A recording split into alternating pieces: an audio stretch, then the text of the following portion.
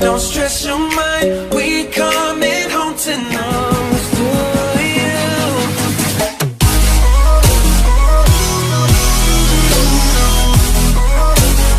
I'll be with you from dusk till dawn, baby. Good morning. I'm Dr. Cesar Climaco. I'm broadcasting from a secure location in the Philippines. Our topic in the next few days or weeks will be updates in coronavirus. Coronavirus is a hot topic all around the world, and there are thousands of experts claiming to be experts, and thousands also have died. And I don't think some of the experts died so far. No. The recent news is that Italy has over 1,000 cases. China maybe 80,000, maybe going towards 85,000. Those are reported. In Iran, they admit to 54 cases of people dying from coronavirus, but the case in New York is a lady who came from Iran. So if one person came from Iran with coronavirus, there may be more than 154 or 1,000 people with coronavirus in Iran. The countries around Iran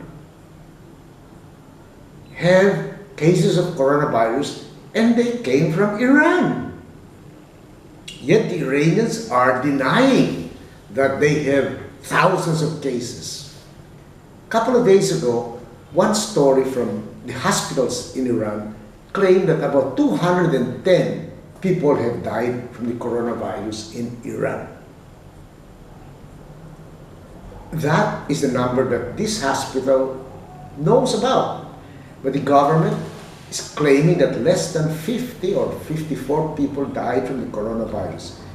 And maybe 2 or 3 of their or members of parliament have coronavirus. So my own estimate is that there are thousands of cases in Iran, maybe 5,000, maybe more.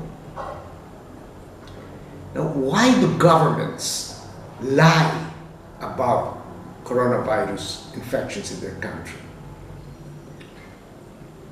Either they are just plain stupid, or they try to downplay it. But countries around Iran have banned the travel of Iranians to their country due to coronavirus. If they only have 135 cases and are all in the hospitals quarantined, you don't have to ban all the citizens of Iran from coming out. Now, America did not ban people coming from Iran, so now they have the first case of coronavirus in New York City. And she's in isolation, or at home, etc. But the question remains, how many people did she infect in the airplane? You have to go after all these people. And if those people are not found within 1 week, they may have each met 100 more people. So that will bring 30,000 people exposed to the coronavirus. But anyway, the coronavirus is dangerous. But you have to put it in perspective. What is all the fuss about the coronavirus? A report in the United States said, or the CDC claims, that 80,000 people died of the influenza in the United States last year. And the average deaths are from 12,000, 50,000 a year. And yet you rarely see an article banning this, banning that, stopping flights in and out. But the coronavirus is different. 3,000 or 4,000 deaths is a worldwide pandemic. So there's a Dr. Drew, and this is very interesting. A Dr. Drew in the United States said that this is an epidemic, pandemic, made up by the newspapers and the press and the news. Mainly because influenza killed more than, or 50,000, maybe 80,000 in 1 year. And yet it doesn't make big news. Here, 3,000 are dead, or 4,000, and maybe 80 or 90,000 are stricken with it, and it makes big news. So he claims this is just a media-driven epidemic. So what are the side effects of this media-driven epidemic? The stock markets go down, all the masks in the world have been hidden or appropriated. People are in panic. They buy food for 3 weeks, for 1 month, etc. Not because there is an epidemic, but a newspaper or media, radio and television pandemic, propagating fear or promoting fear so that you can have something to report. Like New York, they have one case from Iran. It's a big news. That should not be the case. One case, who cares? Second, I think they're going about isolating people who have the coronavirus. It's wrong to put them all, say, in a hotel with rooms next to each other, and some people in masks and gowns and goggles go and feed them. I think it's better to put, say, 400 Filipinos from the cruise ship Diamond Princess in a military reservation, set up tents 50 meters apart, and put them in isolation there for 2 weeks or 1 month, and feed them with people wearing gas masks and whatever precautions they take. At least they cannot infect each other. In the cruise ship, one person infected hundreds because they were all in confined spaces.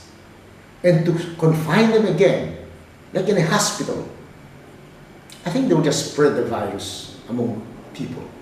But if they have a military camp, put 400 or 1,000 people 50 meters apart, there will be less spread of the virus. Second, it boggles the imagination, or they said if somebody coughs on you and they may have coronavirus, you rush to the faucet, wash your hands with soap and water, and all is fine. That's not the case.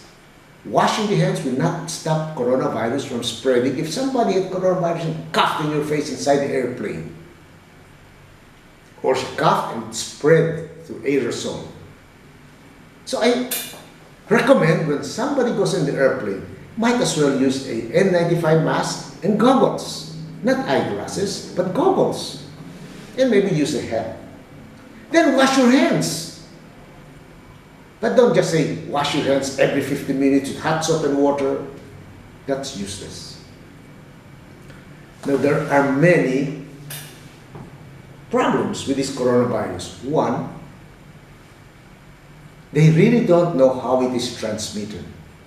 But then, going back to the history of coronavirus, they had the SARS epidemic in 2003, and then the MERS epidemic from camels, supposedly. And even with coronavirus at that time, they have not developed a vaccine.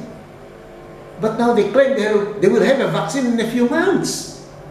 Same virus, years, and they could not develop a vaccine.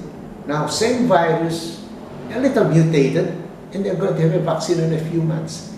So I believe there is no such thing as a vaccine for this coronavirus. I'm even surprised that within a couple of weeks of the emergence of this newer mutated virus, they already had tests for it. I was wondering if they expected this virus to mutate and have a test for it. And that test won't come out positive with people who have the regular coronavirus, because people with colds and flu-like symptoms can have the flu, they can have rhinoviruses, they can have coronaviruses, but this one is a novel SARS-2.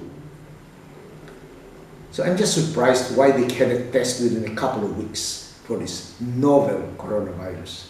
Was it pre-planned, like the old writer said, create a problem, but you already have a solution to the problem. So maybe the best thing is to follow the money. Who makes money with this coronavirus? Is it the newspapers? Is it the media?